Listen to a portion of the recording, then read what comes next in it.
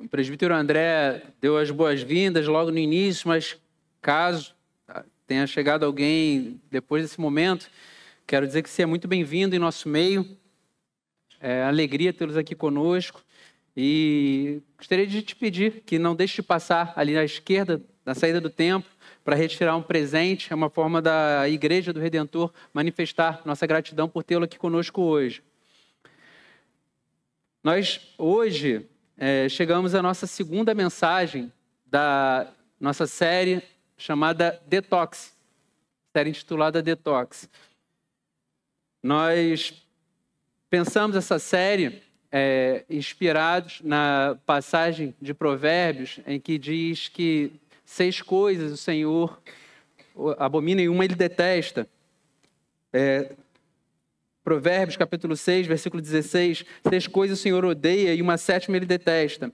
Olhos cheios de orgulho, língua mentirosa, mãos que derramam sangue inocente, coração que faz planos perversos, pés que se apressam em fazer o mal, testemunha falsa que profere mentiras e o que semeia discórdia entre os irmãos. Então, como nós passamos pela série em Gálatas e depois nos detivemos falando sobre o fruto do Espírito, nós entendemos que seria relevante investirmos um tempo pensando também nesses pecados apontados no livro de Provérbios, coisas que poderiam servir para intoxicar o nosso coração. Então, nós trataremos desses pecados e vamos expor nosso coração à palavra do Senhor. Para meditar sobre o segundo ponto dessa nossa série, língua mentirosa, eu gostaria de convidá-los a abrirem as suas Bíblias em Gênesis, capítulo 26. Nós faremos a leitura dos versículos de 1 a 11. Gênesis, capítulo 26, versículos de 1 a 11. Se porventura você não tiver trazido a sua Bíblia, o texto vai ser projetado.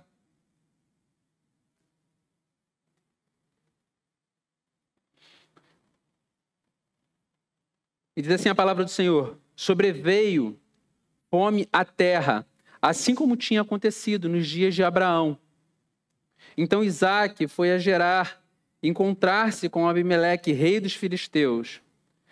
O Senhor apareceu a Isaque e lhe disse: não desça ao Egito, mas fique na terra que eu lhe indicar. Habite nela e serei com você e o abençoarei. Porque a você e à sua descendência darei todas estas terras e confirmarei o juramento que fiz a Abraão, o seu pai. Multiplicarei a sua descendência como as estrelas dos céus e a ela darei todas estas terras. Na sua descendência serão benditas todas as nações da terra, porque Abraão obedeceu à minha palavra e guardou os meus mandamentos, os meus preceitos, os meus estatutos e as minhas leis. Isaque, pois, ficou em Gerar.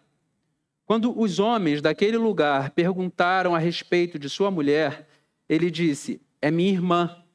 Ele tinha medo de dizer: é minha mulher, porque pensava assim: os homens do lugar me matarão por causa de Rebeca, porque ela é muito bonita. Depois que Isaque havia permanecido ali por muito tempo, Abimeleque, rei dos filisteus, olhou por uma janela e viu que Isaque acariciava Rebeca, sua mulher. Então, Abimeleque chamou Isaque e lhe disse: é evidente que ela é a sua mulher. Como é que você disse que ela era sua irmã? Isaque respondeu: é que eu pensei que poderiam me matar por causa dela. Então Abimeleque disse: o que é isso que você fez conosco? Facilmente alguém do povo poderia ter se deitado com sua mulher e você teria trazido culpa sobre nós. Então Abimeleque deu esta ordem a todo o povo: quem tocar neste homem ou na sua mulher, certamente morrerá. Vamos fechar nossos olhos, vamos orar. Santo Deus, nós te suplicamos que o Senhor possa falar, Deus, aos nossos corações. Nós temos a certeza que tudo, Senhor, tudo o que foi escrito registrado nas Sagradas Escrituras, para o nosso ensino foi escrito. Mas nós também entendemos, Deus, que tudo isso não foi escrito de qualquer forma. O Teu Santo Espírito, Deus, inspirou homens para registrar, Senhor, tais palavras ao longo de anos e anos, em diferentes lugares. E é maravilhoso, Senhor, olhar para tudo isso e perceber que tudo isso aponta para um único autor, que é o Senhor mesmo. Deus, isso é maravilhoso demais, Senhor, para a nossa compreensão. Deus Santo, te pedimos que o mesmo Espírito que inspirou homens a registrarem tais palavras, nessa noite, Deus, possa nos assistir, Deus. Eu te peço, Deus, que o Senhor possa visitar-nos, que o Senhor possa abrir, Senhor, o nosso coração. Deus, abre a nossa mente. Deus, fala com a gente. Deus, fala com a tua igreja aqui reunida, Pai. Em nome de Jesus Cristo. Amém, Senhor. O pastor Cristiano, ele chegou a mencionar em uma das pregações que na terça-feira, né, normalmente no dia da reunião do staff, nós nos reunimos aqui e lemos o texto que vai ser pregado no domingo juntos e cada um procura compartilhar um pouquinho daquilo que o Senhor falou ao seu coração a partir da leitura do texto. E quando a gente olha para esse texto, a gente vê, para aqueles que estão familiarizados com o livro de Gênesis, a gente vê um paralelo muito claro com o que acontece no capítulo 12 e no capítulo 20 do mesmo livro de Gênesis. Só que Abraão é quem toma a atitude que foi tomada por Isaac aqui no capítulo 26. Abraão, em 2 episódios, ele mente acerca da identidade de Sara, não a apresenta como sua esposa. Ele a apresenta também como sua irmã, por temer que os homens pudessem fazer mal a ele. E ele é favorecido, ele recebe presentes por conta disso, e num determinado momento a farsa dele é descoberta. Só que quando começa no capítulo 26, parece que o autor ele já está nos convidando a analisar esse paralelo. Porque quando ele diz que houve fome, conforme nos dias de Abraão, a gente já percebe que o mesmo comportamento que Abraão teve foi o comportamento que Isaac demonstrou. Só que Abraão ele foi para o Egito nos dias de fome. Isaac permaneceu em Gerar. E quando nós estávamos conversando sobre esse texto, o pastor André ele comentou sobre um detalhe que nos chama a atenção. Para Abraão, Deus ordenou que Abraão fosse para o Egito, que era uma civilização muito bem estruturada, com abundância de alimentos. Então, a obediência, o teste de obediência foi para que Abraão fosse. Para Isaac, o teste de obediência era para que ele ficasse, para que ele permanecesse em Gerar. É fantástico pensar a partir desse aspecto, porque isso nos mostra que Deus não nos trata a partir de parâmetros pré-estabelecidos, mas Ele trata de acordo com a individualidade de cada um. Deus sabe o porquê Ele não mandou Isaac ir para o Egito, assim como mandou Abraão, que era um local de fartura, uma civilização mais estruturada, mas que ele seria o seu provedor ali mesmo onde ele estava. E Isaac lá permaneceu. Só que algo bastante interessante é que quando Abraão ele tomou a decisão de mentir a respeito de Sara, a gente poderia pensar, bom, Isaac ele viu seu pai fazer isso e por isso tomou a mesma decisão. Mas não. Isaac sequer era nascido. Caso ele fosse, a sua própria existência poderia denunciar a relação entre Abraão e Sara, se eles tivessem um filho. Então, Isaac não era nascido. Mas, ainda assim, Isaac fez a mesma coisa que seu pai fez. Uma característica muito marcante naqueles povos era a tradição oral. Muito daquilo que eles viviam era contado de geração em geração. As pessoas conversavam muito, porque não tinha celular, então eles conversavam muito entre eles. E aqueles que eram mais experientes iam contando tudo quanto Deus havia feito, tudo quanto tinham experimentado do Senhor ao longo de sua história. E provavelmente Isaac ouviu histórias a respeito daquilo que Abraão havia feito, da decisão que Abraão tinha tomado de mentir acerca da identidade de Sara. E Isaac faz a mesma coisa. Quando a gente olha para essa história, a gente percebe que fica já um alerta para todos nós que somos pais. Isso, quando a gente olha para a vida dos nossos dias, nós somos atropelados por uma série de demandas. Talvez se a gente procurar saber o que cada um almoçou ontem, poucos se lembrem. A gente vive sempre correndo, ocupado com tantas coisas. Mas para aqueles que têm filhos, as crianças, elas não estão com a mente tão ocupadas com tantas coisas. Elas nos observam atentamente e elas são como esponjas, prontas a absorver tudo aquilo que fazemos, falamos e repetimos. E, por vezes, nós somos constrangidos por coisas que nós não lembrávamos. Se você tem filho, você também vai se identificar com isso. Por vezes, já fui constrangido por coisas que eu não lembrava de ter dito e minhas filhas me lembravam que eu falei, promessas que eu não lembrava que tinha feito. E elas falam, não, papai, você falou sim. A Bíblia nos diz que nós devemos ensinar o menino no caminho que deve andar e quando ele for grande, não se desviará dele. Isso pode ser uma bênção, mas também pode ser algo ruim. Porque mentir também é um ensinamento. Quando a gente mente, pessoas também estão aprendendo. Aqueles que nos observam também estão aprendendo. E provavelmente foi isso que aconteceu com Isaac. Ele ouviu dessas histórias, tomou para si como um ensinamento. E quando a gente olha toda a história dessa família, nós percebemos que isso se deu com certa recorrência. Porque Abraão mentiu quando entrou no Egito, Abraão mentiu quando entrou em Gerar, Isaac mentiu quando permaneceu em Gerar. Esaú foi enganado por Jacó, seu irmão. Jacó enganou seu irmão para roubar o direito de primogenitura. Jacó e Rebeca se uniram para mentir para Isaac, para que o direito de progenitura, a bênção da primogenitura fosse dada a Jacó e não a Esaú. Então, a mentira parece que representava uma parte, uma parcela da cultura familiar dessas pessoas. E quando eu digo isso,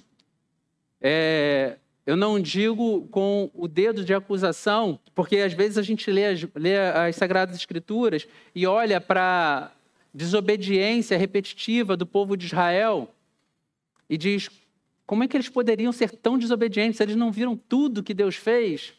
Ou a gente olha a rebeldia de alguns discípulos, de alguns apóstolos, e diz, como é que eles podem fazer isso? Jesus Cristo não fez tantos milagres diante dos seus olhos? A gente olha para Davi se levantando contra Golias e dizendo que iria contra ele em nome do Senhor dos Exércitos. E nós achamos o discurso fantástico e dizemos para o nosso próprio coração, como eles não poderiam acreditar? Ele estava indo em nome do Senhor dos Exércitos. A má notícia é que boa parte das vezes, certamente a maioria de nós estaríamos do lado errado da história. Nós estaríamos entre os israelitas que não confiavam que Davi venceria Golias. Nós estaríamos entre aqueles que eram desobedientes ao Senhor. Nós estaríamos entre os discípulos mais rebeldes. Então, quando a gente olha para a história dessa cultura familiar e entende que era algo não desejável, ou algo que não deveria ser repetido, é necessário que a gente examine o nosso próprio coração e avalie que tipo de cultura familiar eu estou deixando como herança para os meus filhos e para as gerações depois de mim.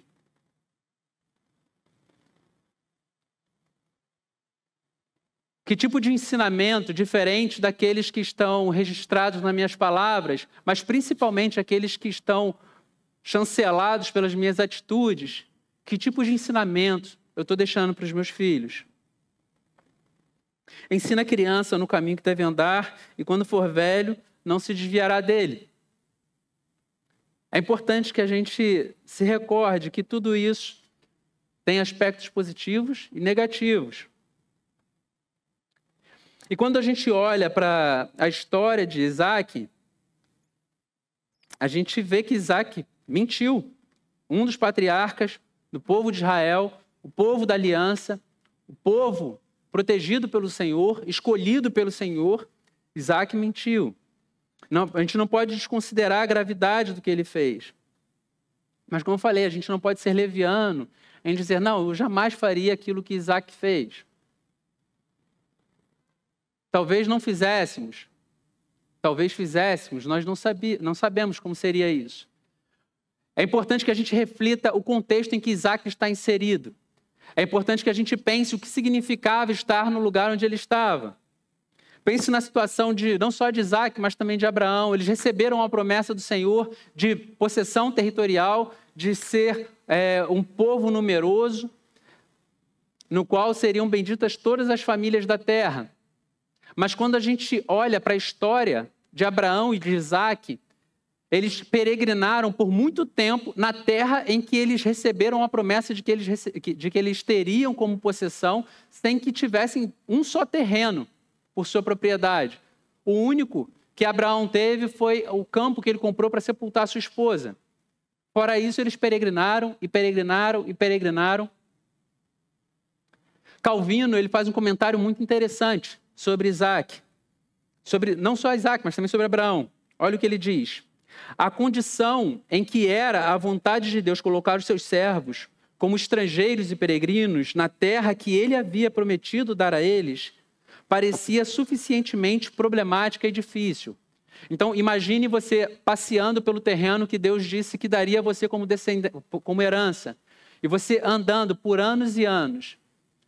Abraão andou até a sua morte por essas terras, sem que elas pudessem ser suas. Isaac ouviu da promessa, viu seu pai morrer, sem que tomasse posse dessa terra. Isaac também morreu, sem que tomasse posse dessa terra. Então, por isso Calvino diz, é uma situação suficientemente problemática e difícil, mas parece ainda mais intolerável que ele mal os permitiu existir, se assim podemos falar, neste tipo de vida errante, incerto e mutável, mas quase os consumiu com fome.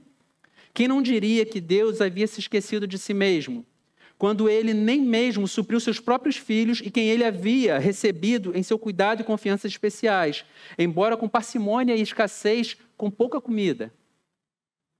Então, esses homens que saíram debaixo de uma promessa, eles mal tinham o que comer, mas descansavam na promessa do Senhor, sem ter nem o suficiente para comer.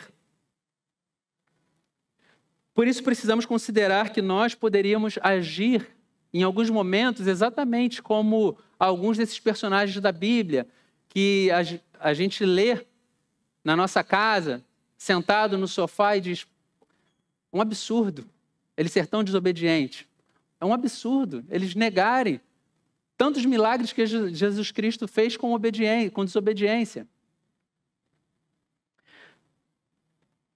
É importante nós atentarmos para a vida dessas pessoas, porque a realidade, quando a gente olha para a nossa própria realidade, ela pode se configurar diante da gente de forma, por vezes, bastante difícil, dura. A realidade posta diante da gente pode nos ferir. Cada um tem uma história de vida, cada um tem episódios, né, da sua própria história, vida familiar, desafios pelos quais passou. E quanto mais os anos vão se avançando, mais a gente aprende a ser menos veloz em emitir julgamentos.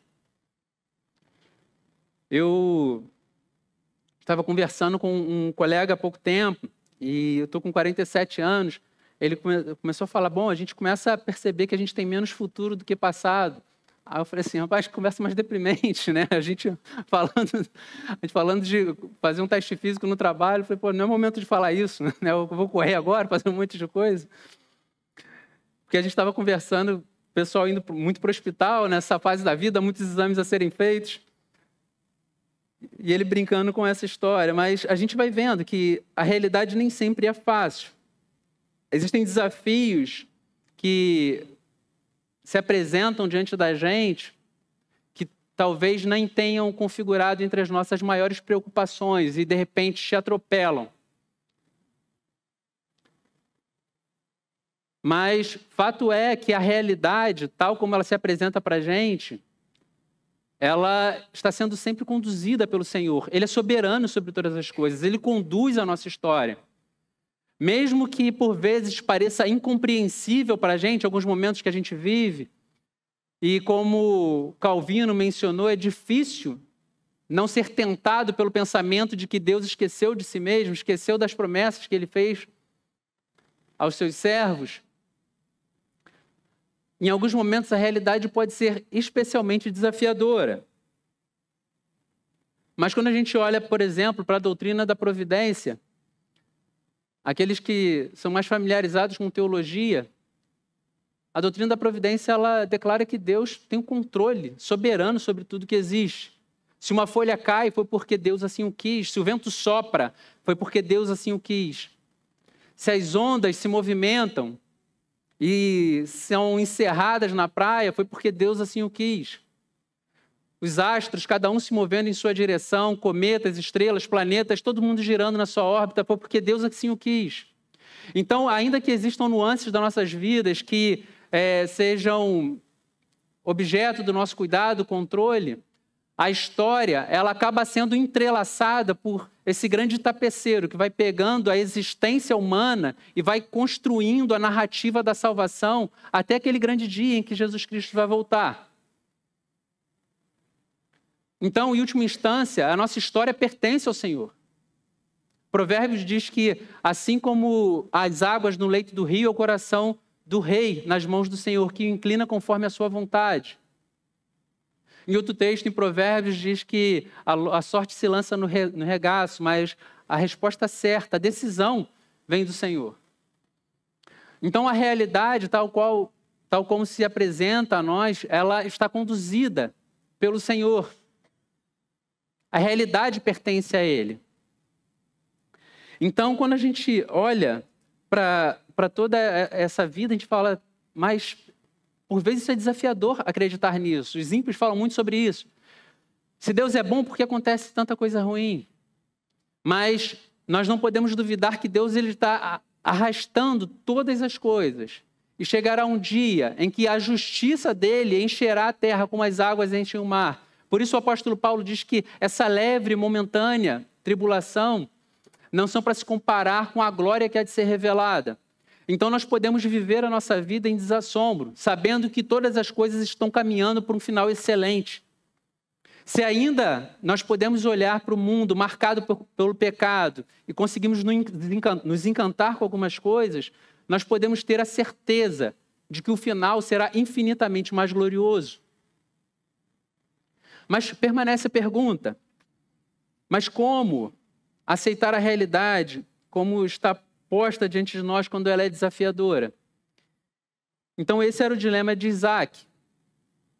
Ele estava diante do acesso a uma cidade que ele não sabia exatamente o que os homens fariam com ele, por desejarem a sua esposa. E ele constrói uma outra realidade. A mentira, por vezes, ela nada mais é do que isso. É a tentativa de construirmos uma nova realidade para sobrepormos sobre a realidade tal qual ela se nos apresenta. Então a gente pega uma outra realidade construída de acordo com a nossa vontade, ao invés de nós nos submetermos à realidade e dissermos, Senhor, seja feita a sua vontade, nós construímos uma realidade, nós construímos uma narrativa e dizemos, essa sim, tal qual a minha vontade. Então, a mentira é uma espécie de descontentamento com a realidade construída pelo Senhor. Existem pessoas que constroem esse tipo de narrativa, essa outra realidade, para poder apresentar a outros e apresentar para o seu próprio coração por diferentes motivos. Só que uma realidade por nós construída, é importante a gente pensar de onde parte a matéria-prima para construir tal realidade. Quando Deus criou o mundo, Ele olhou para tudo e disse que tudo era bom. Deus criou os luminares e viu que era bom, fez separação da terra, da porção seca e das águas e viu que era bom. Deus criou o homem e viu que era muito bom, mas qual é o resultado de uma realidade criada a partir dos nossos próprios corações? O pastor Tim Keller, falecido, muito querido né, por muitos cristãos, pela forma como ele impactou a nossa geração. Em um dos seus livros, ele fala sobre o episódio em que Jesus Cristo está caminhando em meio a uma multidão e as pessoas estão comprimindo Jesus Cristo. E ele está caminhando com os seus discípulos e todo mundo apertando aquele empurra, e Jesus Cristo de repente se vira para o lado e diz: alguém me tocou. Os discípulos perguntam para ele: Senhor, como assim alguém te tocou? A gente está entrando no Maracanã, vendo o Flamengo jogar, e alguém pergunta: bom, quem foi? Alguém me tocou. É impossível. Não tem como discernir isso.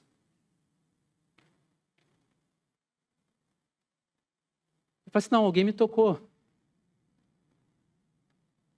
E a mulher hemorrágica se apresenta dizendo que, reconhecendo que tocou em Jesus Cristo e que ela foi curada do seu mal.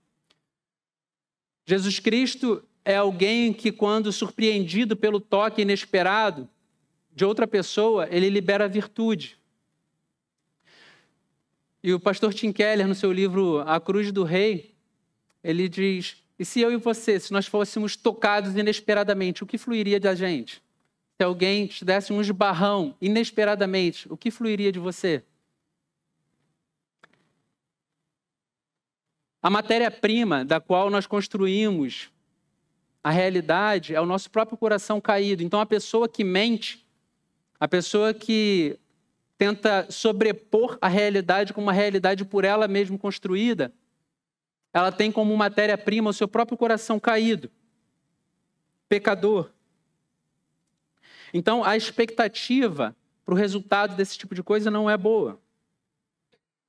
E aquele que mente, ele procura primeiro convencer-se a si mesmo dessa nova realidade por ele criado, para legitimá-la, para justificá-la, para dizer que faz sentido a narrativa que ele está apresentando. Isso pode ser feito por diferentes motivações, como eu falei. Mas ele não se satisfaz em criar essa realidade para sobrepor sobre a verdade simplesmente no seu coração. Ele não se satisfaz com isso. Ele quer convencer outras pessoas de tal coisa. E ele tenta fazer isso com esmero, fundamentando, justificando. Quando a gente olha para o Éden, a serpente, diante de Adão e Eva, ela não apresenta argumentos que são completamente antagônicos à verdade apresentada por Deus. Mas ela pega elementos daquilo que Deus tinha apresentado a Adão e Eva e começa a mesclar com aquilo que ela mesma criou. A serpente, o diabo. A pessoa que mente, por vezes acaba agindo assim. Coleta elementos de realidade e começa a preencher as lacunas de acordo com a matéria-prima que encontra em seu próprio coração. E por vezes, como aconteceu com Isaac, alguém pode fazer isso devido ao temor de homens. O temor de homens, no caso de Isaac, era motivado pela autopreservação. Ele queria mentir, acreditando que alguém poderia fazer mal a ele por conta de Rebeca, sua esposa. Deus tinha dito a ele que ele seria uma grande nação, que ele seria um povo numeroso, assim como as estrelas do céu. Deus ratifica aquilo que já tinha dito a Abraão.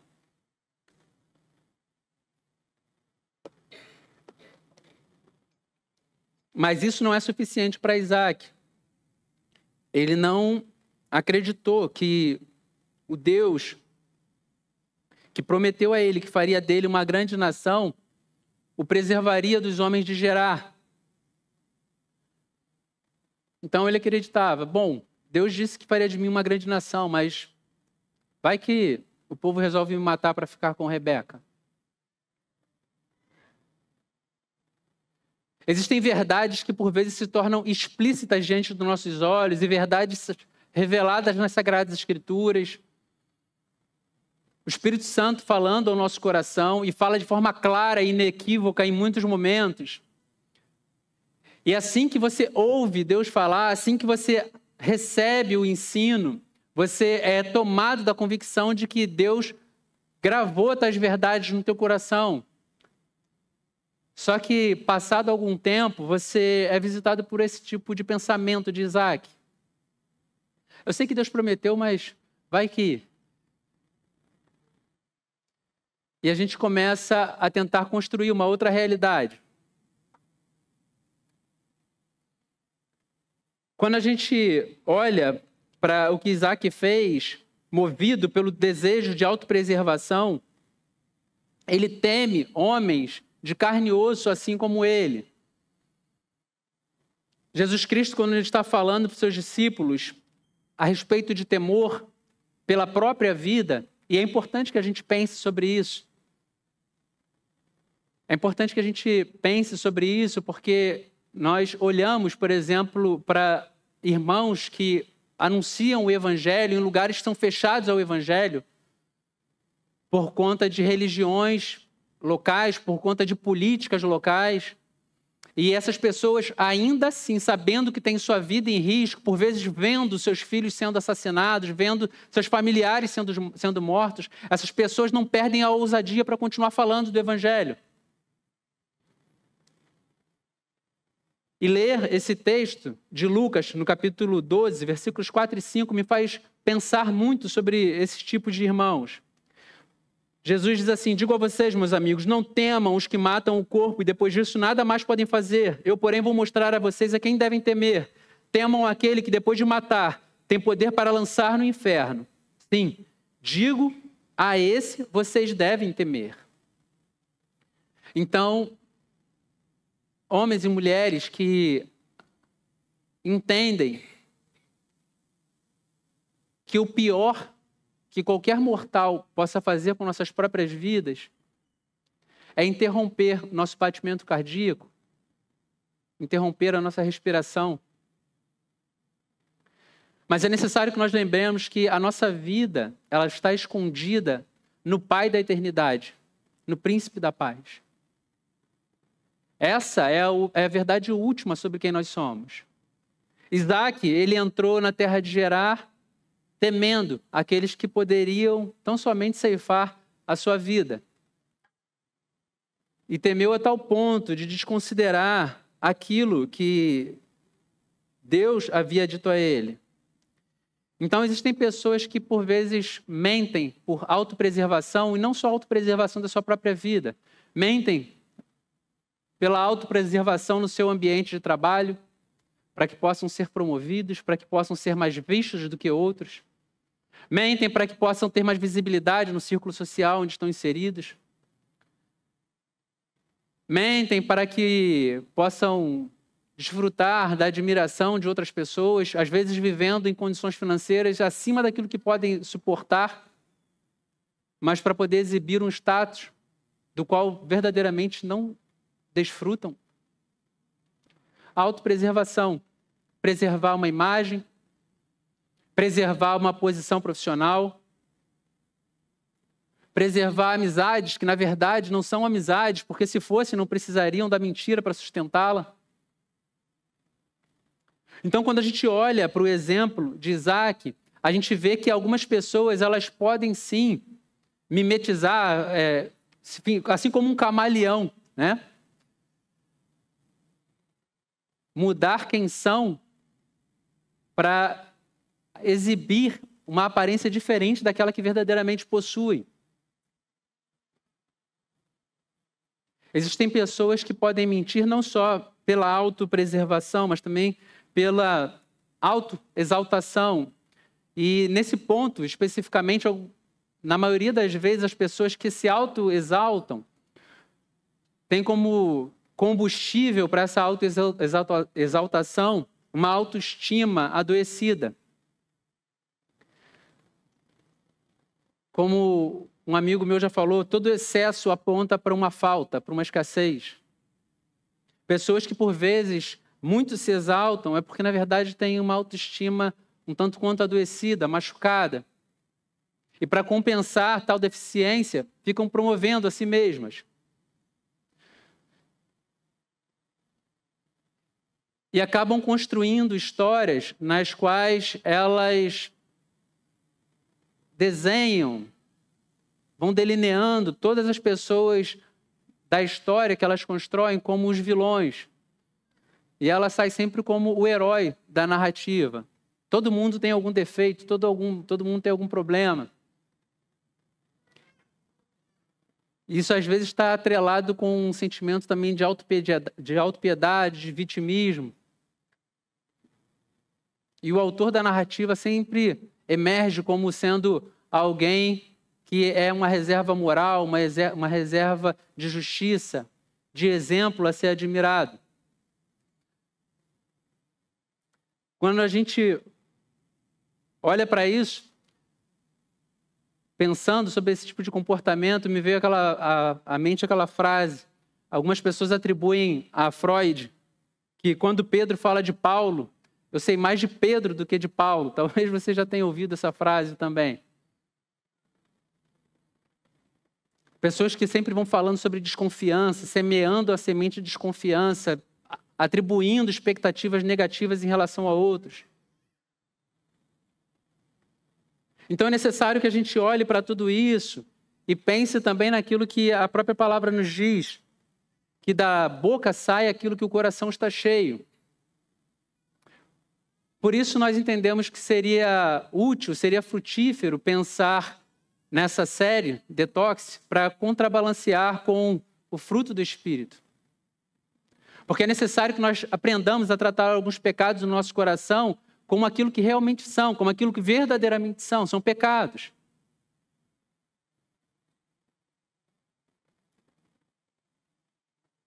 A partir do momento que a gente crê que a nossa identidade está estabelecida em Cristo, a tentação de construir novas realidades para que possam trazer dignidade a nós mesmos, tudo isso se esvai.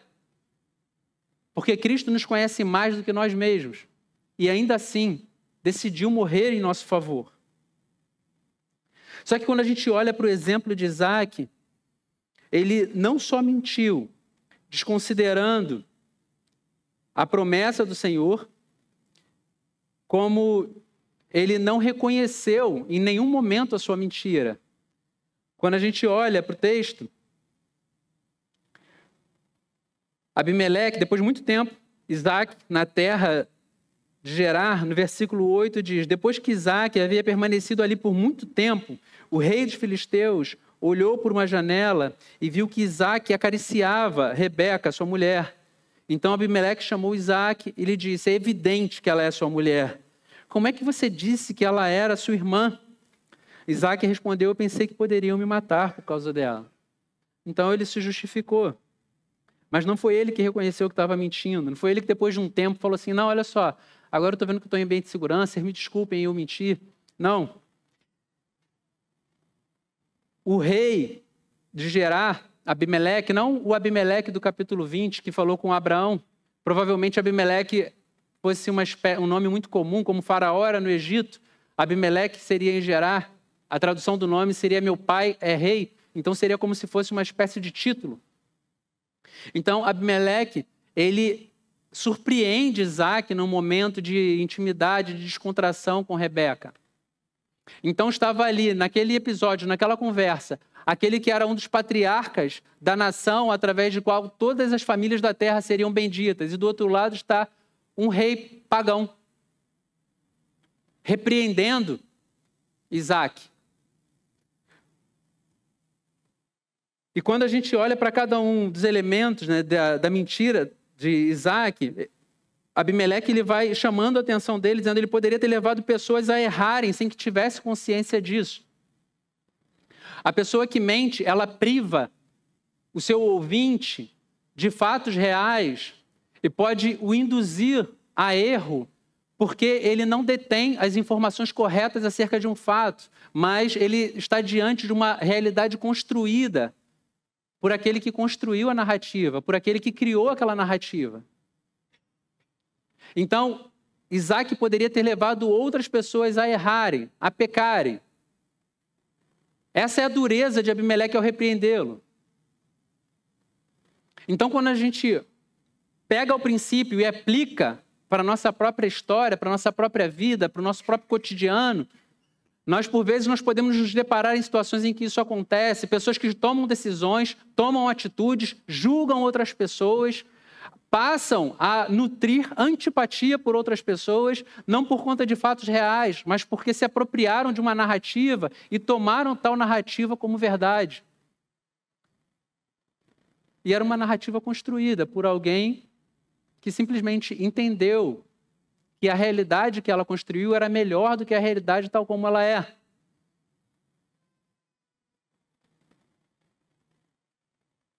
Isaac, ao fazer isso, ele não só expôs o povo de Gerar ao risco de cometerem tal erro, mas ele expôs a sua própria esposa, alguém que lhe era caro. Aquela através de qual a descendência santa nasceria. Então, a decisão por mentir, ela pode respingar, pode afetar, pode ferir pessoas que nós mesmos amamos. Pessoas com as quais Deus nos colocou ao nosso lado, a fim de que através desse relacionamento, a salvação pudesse ser anunciada. Isso tem a ver com relacionamento conjugal, relacionamento entre irmãos, relacionamento de igreja. Pessoas podem ter a sua reputação definitivamente manchada, ferida, por conta do descontentamento de uma pessoa que entendeu que a realidade não a agradava e por isso ela resolveu criar outra.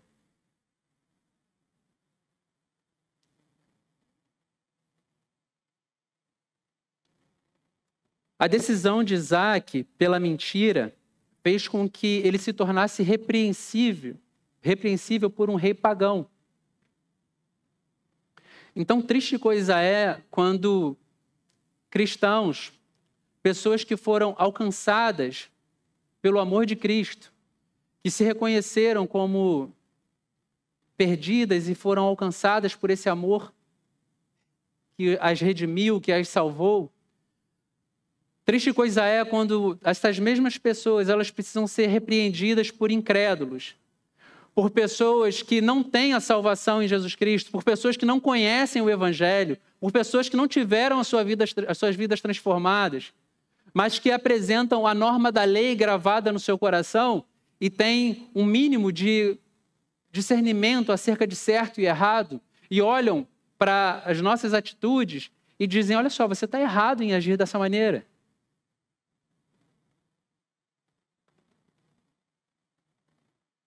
E você tem que se silenciar, porque contra uma verdade irrefutável não tem argumentos. E você tem que se silenciar diante de alguém que não conhece Cristo, não conhece o Evangelho, não conhece todos os tesouros aos quais você teve acesso. Então foi isso que aconteceu com Isaac, diante de um rei pagão. E quando a gente olha para isso, talvez possa existir alguém que olhe para algum episódio da sua própria vida e se entristeça com isso. Mas o fantástico do Evangelho é que aquele mesmo que faz a ferida, ele faz a sutura, ele trata. Isaac, mesmo tendo adotado essa postura repreensível diante do rei de Gerar, quando a gente olha para o versículo 3, Deus fala para ele, habite nela, falando sobre a terra, e serei com você e o abençoarei, porque a você e a sua descendência darei todas estas terras e confirmarei o juramento que fiz a Abraão, seu pai. Multiplicarei a sua descendência como as estrelas dos céus, e a ela darei todas estas terras. Na sua descendência serão benditas todas as nações, porque Abraão obedeceu a minha palavra e guardou os meus mandamentos, os meus preceitos, os meus estatutos e as minhas leis. Então, Deus sabia que Isaac falharia, mas Deus, ele não volta atrás em suas promessas. Então, ainda que Isaac tenha errado, a promessa se cumpriu. As famílias da terra foram benditas na descendência de Isaac, porque foi a partir da descendência de Isaac que veio Jesus Cristo. Então, ainda que eu e você venhamos a errar, venhamos a pecar, ainda que você tenha feito coisas, tenha falado coisas das quais você se arrepende, e talvez você ainda possa estar enredado nessas mesmas coisas, saiba que sempre há tempo de se arrepender.